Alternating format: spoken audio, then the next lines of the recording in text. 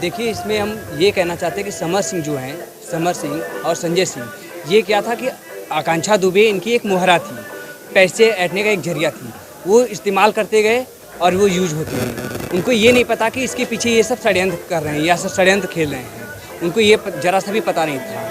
लेकिन जब वो लाइव आई, जब रात को लाइव आए, तो ये क्लियर हो गया कि उनके साथ कुछ वारदात होने वाला है। क्योंकि घटनास्थल पे जिस वक्त राहुल बता रहे थे, वो जो मेकर हैं उनके, वो बता रहे थे कि जब हमने उनके पास गया, दरवाज़ा खटखटाया और बेल भी घंटी बजाई, उसके बाद कॉल भी किया, जब कोई रिस्पांस नहीं मिला, तो उसके बाद उन्होंने क्या करा कि जितने भी वहाँ के मेंबर्स थे, मेंबरशिप जो थे, होटल के जो स्टाफ थे, सबको इकट्ठा किया और उन्होंने दरवाज़ा खोला। जो कि वो बता रहे थे मौके पर कि उन्होंने कोई सेकंड चाबी जो होती है, उस चाबी से उन्होंने लॉक खोला, तो उन्होंने बेड पर ही पाया, फंदे से जो लटके, कुछ लोग ऐसे होते हैं जो सुसाइड करते हैं तो फंदे पे ही लटके रहते हैं, उन्होंने बेड पे ही बैठ के ऐसे सुसाइड किया था। ऐसा तो जायज़ सी बात है, उनका डेथ ही हुआ होगा, उनको मारे होंगे, डेथ का यही रीज़न है ना, उनको मारे होंगे जान से।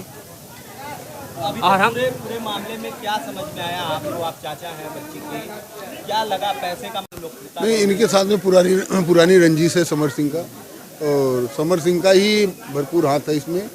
चूँकि जब कोई अंदर जाता है तो अंदर से दरवाज़ा बंद हो जाता है, ठीक है। दरवाज़ा बंद होने के बाद में मास्टर चाबी कहाँ से आती है, और मास्टर चाबी आने के बाद में जब दरवाज़ा खोला गया तो अंदर से नल का पानी चालू था।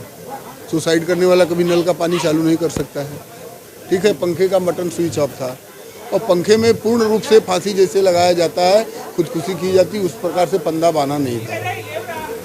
और उनका एक पैर के ऊपर था, एक पैर जमीन के ऊपर, मतलब ऐसे बैठी हुई है, और खाली मतलब नाम का ऐसे लगाया गया है कि फांसी लगाई हुई है।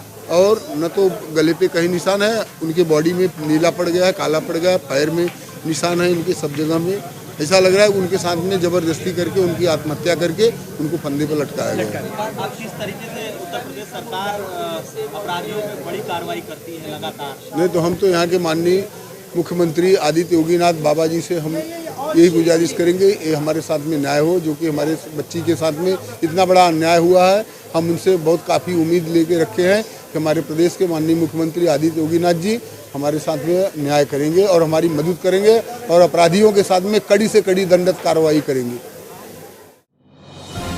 डिजिटल इंडिया का digital new platform live VNS पिछले 7 वर्षों से बनारस की सेवा में। पाइए बनारस के कोने कोने की खबर निष्पक्षता के साथ। लाइव वीएनएस से बनारस की ताज़ा तरीन खबरों के लिए प्ले स्टोर से डाउनलोड कीजिए लाइव वीएनएस ऐप या फॉलो कीजिए लाइव वीएनएस को सोशल मीडिया पर।